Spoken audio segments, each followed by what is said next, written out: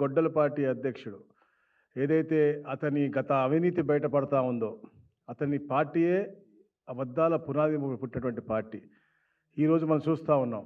మొన్న ఒక press meet పెట్టాడు. నేను చాలా అమాయకుడిని, చాలా మంచివాడిని, మా తాత దైవాత్వ సంబూధుడు అని చెప్పిన తర్వాత వాళ్ళ ప్రాంతంలోనే మీటింగులు పెట్టి 200, 300 కుటుంబాలు ఫోటోలు పెట్టుకుని బయటకు వచ్చి ఇగో ఇలా మాకు అన్యాయంగా మా ఇంట్లో కుటుంబాలు చంపేశారని రోడ్డు మీద మీటింగ్ పెట్టుకునే పరిస్థితి వచ్చింది. అలాగే అవినీతిలో వాళ్ళ పిఏ అయితే కేఎన్ఆర్ ఉన్నాడో అతనిలో వేల కోట్ల రూపాయల ఆస్తులు అతను బినామీ, అంటే అతనికే బినామీ ఉంటే మీకెన్ని బినామీలు ఉన్నాయని చర్చించుకునే తరుణంలో ఏదో ఒకటి అలజడి సృష్టించాలి అని ఒక కుట్ర. వాళ్ళ పార్టీ గొడ్డల పార్టీ. మనం గతంలో చూసాము. బాబాయిని చంపేసి మెడకాయలు తీయటం వాళ్ళకి మామూలుగా, అంటే వాళ్ళకి అలవాటు ఎప్పటి నుంచి. ఇది మనిషి అవ్వచ్చు, విగ్రహం అవ్వచ్చు, తీయటం వాళ్ళకి అలవాటే. బాబాయిని చంపి దాన్ని కూడా మా మీద అయిపోయారు. వాళ్ళు హయాంలో ఉన్నప్పుడు జరిగినటువంటి అన్ని హత్యలు కూడా అవి మేము చేయలేదని శుద్ధపూసలని మొన్న మీటింగ్లో చెప్పుకున్నాడు. అంటే నేను చెప్తా ఉన్నాను, వాళ్ళకి ఒకటే కావాలా, ఇది ఈ రాష్ట్రం అభివృద్ధి చెందకూడదు, ఎప్పుడు అలజడి సృష్టించాలి, యువతకి ఉపాధి కలగకూడదు, నో జాబ్స్, నో ఇండస్ట్రీస్, వచ్చే వాళ్ళని కూడా తరిమి కొట్టేయాలని తప్ప రాబోయే తరాలు బాగుండాలని ఎప్పుడు ఆలోచన ఉండకూడదని చెప్పేసి కూడా వాళ్ళు ఆలోచన చేస్తూ ఉంటారు. ఎందుకంటే నేను చూస్తూ ఉన్నాం, వాళ్ళ పేరు వాళ్ళు సాధకం చేసుకుంటా ఉన్నారు. మొన్న మనం చూసే నంద్యాల జరిగిన సంఘటన, రాజశేఖర్ రెడ్డి గారి విగ్రహాన్ని వాళ్ళ అనుచరులతోనే విధ్వంసం చేసి తలకాయని తీసేసి దాన్ని ఏదో తెలుగుదేశం పార్టీ నాయకులు చేశారని చిత్రీకరించిపోయి దొరికిపోయినటువంటి పరిస్థితి. వాళ్ళ సొంత మనిషి, వాళ్ళ మాజీ ఎమ్మెల్యే యొక్క సొంత మనిషి జంబులయ్య. మనం చూస్తూ ఉన్నాం ఎలా తీశాడో మీరు చూడండి ఒకసారి వీడియో. జంబులయ్య చూడండి, పట్టపగలు నడి రోడ్డు మీద క్రిస్టల్ క్లియర్ వైఎస్ఆర్సీపీ నాయకుడు. ఏదైతే గతంలో కూడా ప్రతి దాంట్లో కూడా పాలు పంచుకున్నాడు. అలాగే వారి శ్రీమతి కూడా అక్కడ మెప్మాలో సిఆర్పిగా పనిచేస్తూ ఉన్నారు. అది కూడా ఇచ్చింది ఎవరు అంటే గత ఎమ్మెల్యే చంద్రశేఖర్ రెడ్డి. ఆవిడ 2019 నుంచి మెప్మాలో పనిచేస్తూ ఉన్నారు. ఇలాంటి వారు రవిచంద్ర కిషోర్ రెడ్డి, ఇలాంటి వారు అసలు ఒక పార్టీకి అధినాయకుడుగాను అసలు ఉంటే అర్హత ఉందా అని అడుగుతా ఉన్నాను. ఎందుకంటే ఎక్కడన్నా వేరే గతంలో కూడా వీళ్ళ తండ్రికి వాళ్ళకు కూడా చరిత్ర ఉంది.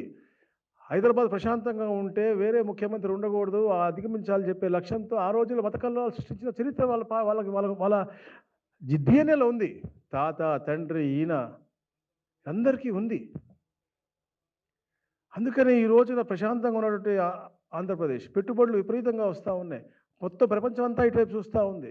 దాంట్లో అలజడి చేయాలని చెప్పేసి జరగని డిఎస్సిలో గొడవని చూపించి కావాలని రోడ్డెక్కి, అలాగే డైవర్షన్ పాలిటిక్స్. జంబులయ్య అసలు మీరు క్లియర్ కట్ కనపడుతుంది అక్కడ మనకి. జంబులయ్య అనే మనిషి ఇలా చేశాడు. దాని తర్వాత ఏం చేశారు వీళ్ళు, వాళ్ళ మనుషులనే జెండాలు ఇచ్చి పంపించి నిరసనలు, అల్లర్లు సృష్టించమని మా నాన్నగారి విగ్రహాన్ని విధ్వంసం చేశారు. ఎందుకంటే వీళ్ళకి ఒక సీక్వెన్స్ ఉంటుంది ఈ పార్టీ నాయకుడికి. శవము, సింపతి, స్టాచ్యూ. తండ్రి గారు శవం పెట్టాడు, దాని ద్వారా సింపతి పొందుదామో ముఖ్యమంత్రి అవుదామని చూశాడు, అది కుదరలేదు. దాంతో వెంటనే ఊరా విగ్రహాలు పెట్టాడు. ఆ విగ్రహాలు ఈరోజు విధ్వంసం చేసి మా మీద బోధజల్దాన్ని చూస్తూ ఉన్నారు. అంటే అసలు వీళ్ళు ఎక్కడికి వెళ్తున్నారు, ఏం చేద్దాం అనుకుంటున్నారు? గతంలో మనం చూశాను, అంటే నేను చెప్పిన విధ్వంసాలు అంటే విగ్రహాలు మళ్ళీ పెట్టుకోవచ్చు, మనం ఎన్నుకోవడానికి పెట్టుకోవచ్చు, కానీ పగిలిన హృదయాలు ఎలా ఉంటాయి అది ఆలోచించాలి. కావాలని చెప్పేసి ఇలాంటి రెచ్చగొట్టే ధోరణిలో మీరు చేస్తూ ఉంటే ఎట్టి పరిస్థితిలో మేము ఒప్పుకునేది. ప్రశాంతమైన వాతావరణం ఉంది. ఇలాంటి అనవసరమైన వదంతులు ఎట్టి బస్సు చెబితే మాత్రం ఎట్టి బస్సు మేము ఊరుకునేది లేదు అని చెప్తా ఉన్నాం. ఎందుకంటే గతంలో కూడా మేము చెప్పాం, వివేకాన్ని హత్య చేశారు, తర్వాత మీరు ఆ శవంతో ఎంత రాజకీయం చేశారండి. నెక్స్ట్ డే మార్నింగే నారాసుర రక్త చరిత్ర అని చెప్పేసి మా అధినాయకుడు చేతిలో గొడ్డలు పెట్టినటువంటి పరిస్థితి. మరి అలాగే 2014-19 150 కుట్రలు పన్నారు. ఈ రాష్ట్రాన్ని వెనక్కి 30 సంవత్సరాలు వెనక్కి తీసుకెళ్లారు. అనేక కంపెనీలకు మనం భూములు ఇస్తే వాటి మీద కోర్టు కేసులు పెట్టారు. డిఎస్సి నిర్వహిద్దామని మేము వెళ్తే మొన్న కూడా నిర్వహించకూడదనే విధంగా ఎన్నో కోర్టు కేసులు అన్నీ అధిగమించి ఈరోజు మా నాయకుడు డిఎస్సిలో అంటే టాప్ మోస్ట్గా సూపర్ క్లారిటీగా చేసి పెడితే దానికి కూడా మీరు కుట్ర పనేసి మీరు ఇవాళ రోడ్డు ఎక్కుతూ ఉన్నారంటే అసలు మీరు ఏం చేద్దాం అనుకుంటున్నారని అడుగుతాను.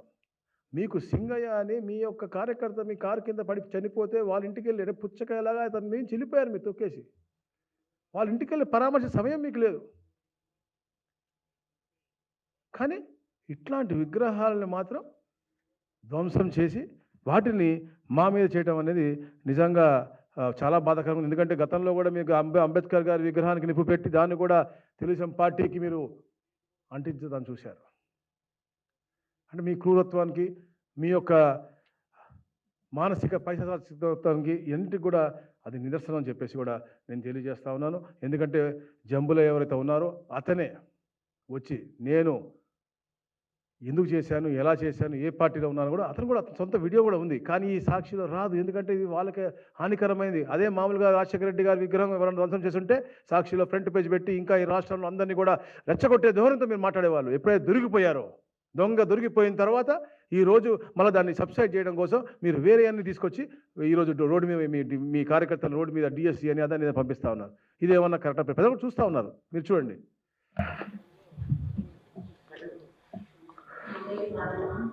ఆయన పేరు వచ్చేసి జమలయ్య సార్. నేను సిఆర్పీగా 2019లో ఎక్కాను సార్. నాకు ఉద్యోగం తీసుకున్న చేస్తాను. నాకు మా పెళ్లి కాకుండా నుంచి ఆయన ఈ ప్రభుత్వానికి మా అందరం పేపర్స్ పూర్ణ చేసేదానికి మేము ఎటువంటి రిజర్వేషన్ కాదు సార్.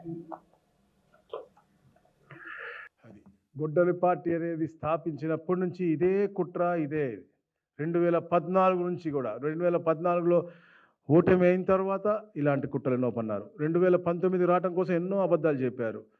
2019 వచ్చిన తర్వాత అంటే మీరు చూసి అన్ని విషయాల్లో అమరావతి విషయం అవ్వచ్చు, మీకు యువత గురించి అవ్వచ్చు, దేని విషయం 2014-19 ఒక్కరికి ఉద్యోగం ఇచ్చారండి? ఒక్క టీచర్ ఉద్యోగం ఇచ్చారండి? ఒక్క కానిస్టేబుల్కి ఉద్యోగం ఇచ్చారండి? గౌరవ లోకేష్ గారు ఎడ్యుకేషన్ ఛాలెంజింగ్గా తీసుకుని తప్పకుండా యువతకు ఉపాధి కల్పిస్తాను, అది ప్రైవేట్ రంగం అవుతుంది, అలాగే డిఎస్సి ద్వారా ప్రజలకు ఇప్పిస్తా, అలాగే జాబ్ క్యాలెండర్ కూడా ఇస్తా అని చెప్పారు. దాన్ని మొట్టమొదటి రోజు గౌరవ ముఖ్యమంత్రిగా సంతకం పెట్టించి 16,347 పోస్టులు ఇవ్వడం జరిగింది. అదొక పారదర్శకంగా ఎక్కడ కూడా ఇబ్బంది లేకుండా టీసీఎస్ చేసే విధంగా, అలాగే ఏదో కంప్యూటర్ బేస్డ్ టెస్ట్ విధానంతో ఒక అద్భుతమైన కార్యక్రమం అది కూడా. అంటే ఈ దేశంలో ఎన్నో, అంటే గేట్ అవ్వచ్చు, క్యాట్ అవ్వచ్చు, ఏపీఎస్సీ అవ్వచ్చు, ఎన్టీఏ అవ్వచ్చు, ఐబీపీఎస్ అవ్వచ్చు, ఇట్లా ఎన్నో ఎగ్జామ్స్ ఎలా అయితే ప్రక్రియ జరుగుతుందో అలాంటి ప్రక్రియలో చేసినటువంటి అద్భుతమైనటువంటి కార్యక్రమం. నాకు ఒక ప్రొసీజర్ ఉంటుంది. ఒక కంప్యూటర్ ఆటోమేటిక్గా ఒక స్టూడెంట్కి వచ్చిన క్వశ్చన్ పేపర్ ఇంకొక స్టూడెంట్కి రాకుండా ఒక డేటా డిలీట్, అంటే అన్నీ చేశారని చెప్పి అన్ని అబద్ధాలు చెప్తా ఉన్నారు. ఇలాంటి ఏమి తావు రాకుండా ఒక అద్భుతమైన ప్రక్రియతో, ట్రాన్స్పరెంట్ ప్రక్రియతో టెక్నాలజీని వాడి చేస్తే దాన్ని కూడా బురజల్లి ఈరోజు మీరు రోడ్ ఎక్కుతాను. అంటే ఎన్ని డైవర్షన్ పాలిటిక్స్. తప్పకుండా ఏదైతే మీరు అవినీతి చేశారో 2019-20 అన్నింటిపైన కూడా చర్యలు ఉంటాయి. మీరు ఎన్ని డైవర్షన్ చేసినా, మీరు మీ బినామీలు, మీ పిఏలు బినామీలు అందరి పేర్లు కూడా తప్పకుండా బయటకు వస్తే అలాగే నేను హెచ్చరిస్తూ ఉన్నా కూడా మీరు. ఎందుకంటే ఇట్లాంటి విధ్వంసాలు చేసి ఒక పక్క డిఎస్సిది తప్పుదో పట్టించి మీరు దొరికిపోతారనేది, ఇట్లాంటి తలకాయలు తీసేసి మళ్ళా దొరికిపోతారు అని చెప్పేసి మళ్ళీ పక్కదావ పట్టించాక ఈరోజు మీ రోడ్డు ఎక్కితే అంటే ఎవరు ఊరుకోరు. మీకు అలవాటు ఉంది మనుషుల తలకాయలు తీయటం, విగ్రహాల తలకాయలు తీయటం. కానీ ఇది ఎదుటి వాళ్ళ మీద వేసి కుట్ర వేసి మీరు కావాలని మీరు ఇట్లా అశాంతిగా ఈ రాష్ట్రాన్ని ఎన్నో, అంటే గతంలో మీ తండ్రి గారు చేసినట్టు హైదరాబాద్లో చేసినట్టుగా ఇక్కడ చేయాలనుకుంటే ఈ తెలుగుదేశం పార్టీ కానీ, ఈ పోలీసు వారు కానీ ఎవరు కూడా ఒప్పుకోరని చెప్పి తెలియజేస్తా ఉన్నాం.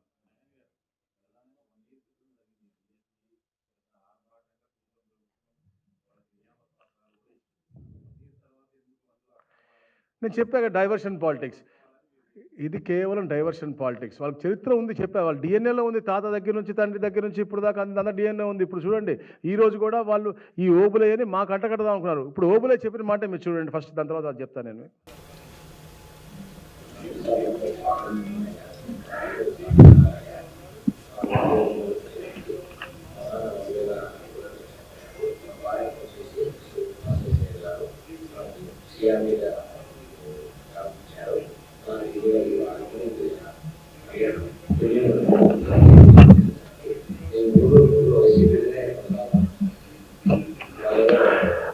అతనే క్లియర్ చెప్పాడు. అంటే ఇవన్నీ కూడా డైవర్షన్ చేయడం కోసం వాళ్ళు అక్కడ చేయించి దొరికిపోయారు.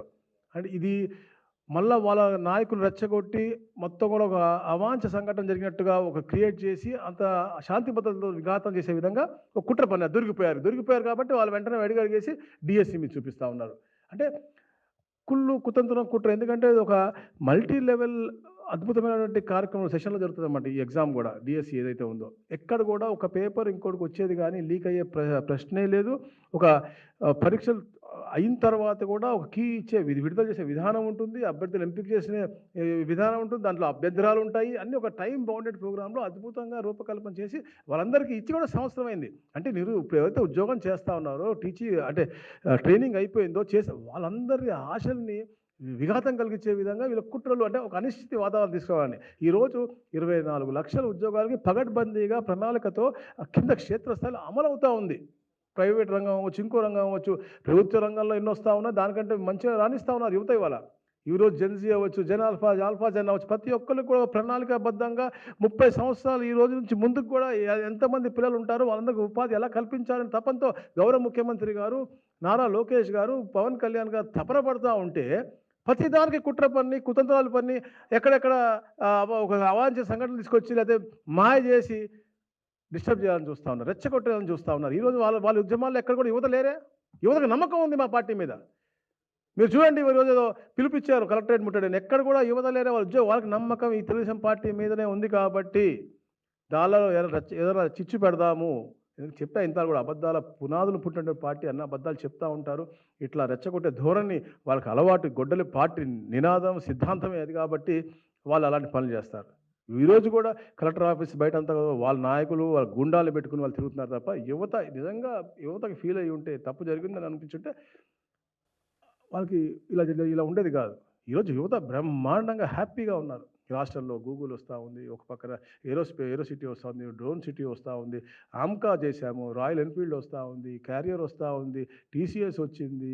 మీకు అసలు మీరు ఈ పేరు చెప్పుకుంటే ఏదైతే ఈ ప్రపంచంలో ఉన్నటువంటి అన్నిట్లో టాప్ బ్రాండ్స్ అన్నీ కూడా అదాని డేటా సెంటర్ అవ్వచ్చు, రిలయన్స్ అవ్వచ్చు, ఇట్లా పేర్లు చెప్పుకుంటే పోతే ఎన్నో అన్నీ వస్తాయి. తప్పకుండా ఈ రాష్ట్ర ముఖ చిత్రం మారబోతూ ఉంది. టూరిజంలో అగ్రస్థానంలోకి వెళ్తూ ఉంది. మనం ఇస్తున్నటువంటి పాలసీ ఏదైతే ఇచ్చామో దాని ద్వారా ఎంతోమంది పెట్టుబడులు వస్తున్నాయి. భవిష్యత్తులో కూడా సముద్ర తీరం మొత్తం కూడా అలా దాంతోపాటు మనకి ఏదైతే టోపోగ్రఫీ, జియోగ్రఫీ బాగున్నాయి, అన్నీ కూడా టూరిజం ప్రాంతాలుగా పెరుగుతా ఉన్నాయని చెప్పేసి మొన్న కూడా మనకి కేరళలో అవార్డు వచ్చింది. అంటే అన్నిట్లో కూడా అగ్రస్థానానికి వెళ్తున్నప్పుడు ఒక అనిశ్చితి క్రియేట్ చేయాలి, భయభ్రాంతులు క్రియేట్ చేయాలి. ప్లస్ వాళ్ళ మీద ఎవరైతే దొరికిపోతూ ఉన్నారో వాళ్ళు అన్ని రకాల లిక్కర్ స్కామ్ అవ్వచ్చు, ల్యాండ్ స్కామ్ అవ్వచ్చు, మీరు ఏదన్నా చెప్పండి, అన్ని స్కాముల్లో వాళ్ళు దొరికిపోతూ ఉన్నారు కాబట్టి దాన్ని పక్కదో పట్టించాలి అని చెప్పేసి విధంగా ఈ కుట్రలు కూడా చేస్తూ ఉన్నారు. నేను చెప్తా ఉన్నా కదా, వాళ్ళ తాతలు చేసినటువంటి, వాళ్ళ పూర్వీకులు చేసినటువంటి హత్యాకాండ గురించి చెప్పుకుంటూ ఈరోజు మొన్న ఏదైతే అతను ప్రెస్ మీట్ పెట్టుకున్నాడో అతనే అందరిలో కూడా మళ్ళీ ఆ భయప్రాంతం గుర్తేసి అందరు బయటకు వచ్చి చెప్తున్నారు. ఎక్కడ బయటకు వచ్చేస్తుందో అని చెప్పేసి భయంతో మళ్ళీ ఈ కుట్ర పన్నాడు. లేదా నంద్యాలలో వెళ్ళి వాళ్ళ తండ్రి నాయకుడు అతనే తలకాయ తీపించుకుని అతనే మళ్ళీ ధర్నాలు చేపించామంటే ఇట్లాంటి పర్వర్టెడ్ మనిషిని మనం ఈ ప్రపంచంలో ఎక్కడ చూడము. అందుకనే అతను గొడ్డలి పార్టీ యొక్క అధినాయకుడు అయ్యాడు, ఆ గొడ్డలి పార్టీ యొక్క అధినేత అయ్యాడు. అతనికి నిజంగా మేము మాత్రం చెప్తాను, తెలుగు ప్రజలు మాత్రం ఎట్టి పరిస్థితుల్లో అతనికి క్షమించరు. ఆ 11 కూడా ఎందుకు ఇచ్చామనే బాధపడే రోజులో ఈరోజు వాళ్ళు బాధపడతా ఉన్నారని చెప్పేసి కూడా తెలియజేస్తాను. Thank you.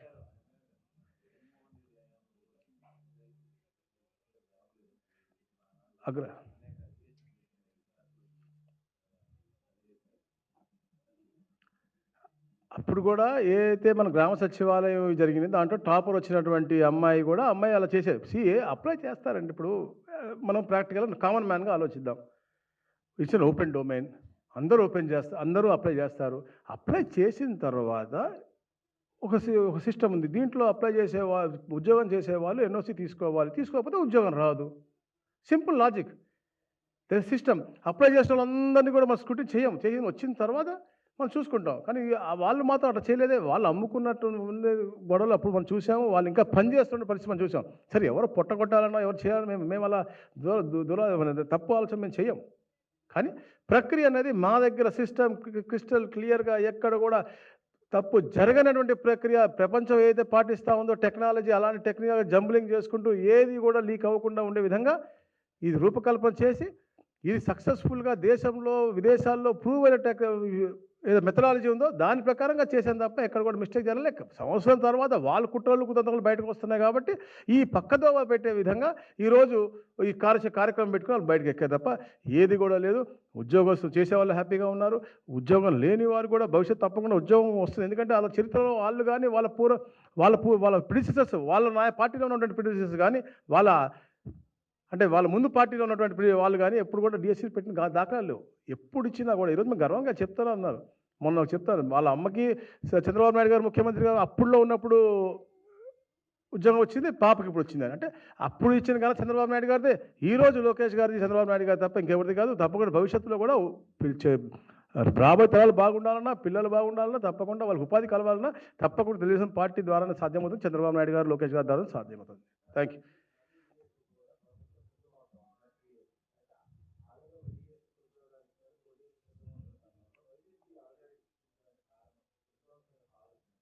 నేను అదే చెప్పా కదా, ఎప్పుడు కూడా ఈ రాష్ట్రంలో యువత బాగుంటుంటే ఖాళీగా ఉండే వాళ్ళకి ఏంటంటే వారు పెంచిన అంటే ఆ రోజులు అలాంటివి. ఇప్పుడు మనం ఫ్యాక్షన్ సినిమాలు చూస్తుంటాం, నిజంగానే అలాంటి వాతావరణంలో పెరిగి ఏంటంటే బిర్యానీనో లేకపోతే ఇంకోటో తిని ఇంటి బయట ఉండాలని కోరుకుంటారు, కానీ వాళ్ళు ఎదటం వాళ్ళు ఆలోచించారు. అలాంటి సైకో తత్వం ఉన్నటువంటి వ్యక్తి అతను పక్కన ఉండే వాళ్ళు ఎప్పుడు బయట బిర్యానీ కోసం వెయిట్ చేయాలి అని తప్ప వాళ్ళు ఒక బిర్యానీ రెస్టారెంట్ పెట్టుకుని బాగుపడాలి లేదా చాలా పిల్లలు చదువుకుని అగ్రస్థానానికి వెళ్ళాలనే ఆలోచన ఉన్నటువంటి వ్యక్తి కాదు.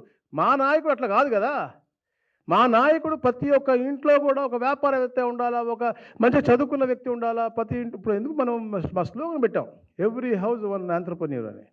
ఎందుకు పెట్టాం? ప్రతి ఇంట్లో ఒక వ్యాపారవేత్త ఉంటే ఒక ఇల్లు బాగుంటుంది, పరిసర ప్రాంతం బాగుంటుంది, ఉపాధి కల్పన వాళ్ళ ద్వారా కొందరికి వస్తుంది, ఒక మంచి వైబ్రెంట్ వాతావరణం వస్తుందని చెప్పే లక్ష్యంతో మేము చేస్తూ ఉంటాం. వాళ్ళకి ఎప్పుడు జరగకూడదు. ఈ మొన్న డిఎస్సీ జరగకూడదని 200 కేసులు వేశారు. అవన్నీ అధిగమించి మేము దాన్ని త్రూ చేసాం. మళ్ళీ డిఎస్సీకి ప్రిపేర్ అవుతూ ఉంటే ఎన్ని అడ్డంకులు పెట్టాలి. యువత ఉద్యోగాలు చేయకూడదు, ఎప్పుడు రోడ్డు మీదే ఉండాలన్న ఆలోచన వాళ్ళ ఆలోచన అంత భయంకరంగా ఉంటుంది. యువత గ్రహించారు. తప్పకుండా వాళ్ళ భవిష్యత్తు కేవలం ఈ కూటమి ప్రభుత్వం ద్వారానే సాధ్యమవుతుందని చెప్పి నమ్మకంతో ఉన్నారు.